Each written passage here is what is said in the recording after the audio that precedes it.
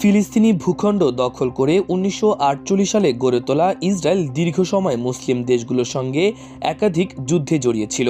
জয় পরাজয় যাই হোক না কেন, জন্মভূমি ছেড়ে যাওয়ার বা অভ্যন্তরীণ অনৈক্যের দৃশ্য তেল আবিব কখনো দেখেনি। কিন্তু ২০২৩ সালে হামাসের দীর্ঘদিনের ক্ষোভের বিস্ফোরণ ইহুদিদের মধ্যে ভীতি সৃষ্টি করেছে।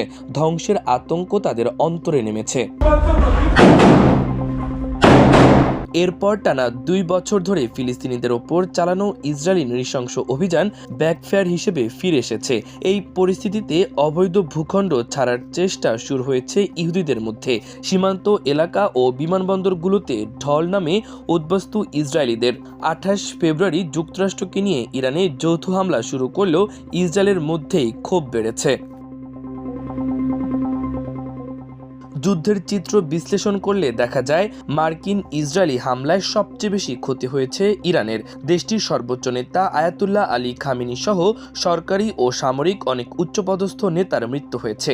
নিহতের সংখ্যা ২,০০০-এর কাছাকাছি। হাজার হাজার সামরিক ও বেসামরিক অবকাঠামো বিধ্বস্ত হয়েছে। তবুও ইরানিরা হাল ছাড়েনি।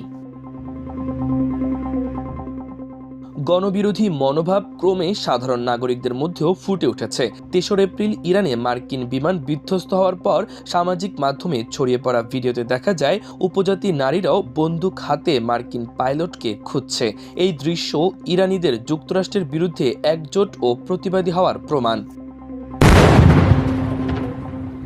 অপরদিকে ইসরায়েলের পরিস্থিতি উল্টো।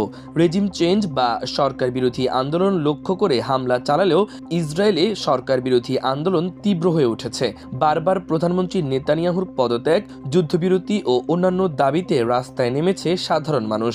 এখন তারা দেশ ছেড়ে পালাচ্ছে। ক্রমেই ভিড় বাড়ছে ইসরায়েলি এয়ারপোর্টে।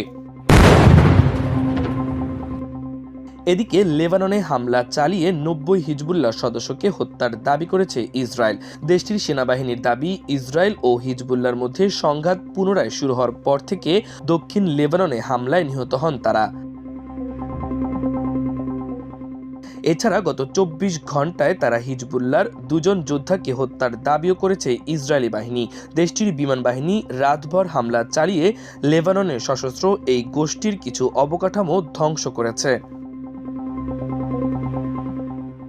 ইরানের সর্বোচ্চ নেতা আয়াতুল্লাহ আলী খামেনি নিহত হওয়ার পর তেহরানের সমর্থনে হিজবুল্লাহ মার্চের শুরুতে একটি রকেট হামলা চালায়। তারপর থেকে ইসরায়েল রাজধানী বৈরুত সহ লেবানন জুড়ে হামলা চালিয়ে আসছে এবং লেবাননের ভূখণ্ডে তাদের আগ্রাসন আরও বাড়িয়ে দিয়েছে। ইসরায়েলের সবশেষ আগ্রাসনে প্রায় ১২ লাখ মানুষ তাদের বাড়িঘর ছাড়তে বাধ্য হয়েছে। মাল্টিমিডিয়া ডেস্ক, আমার দেশ।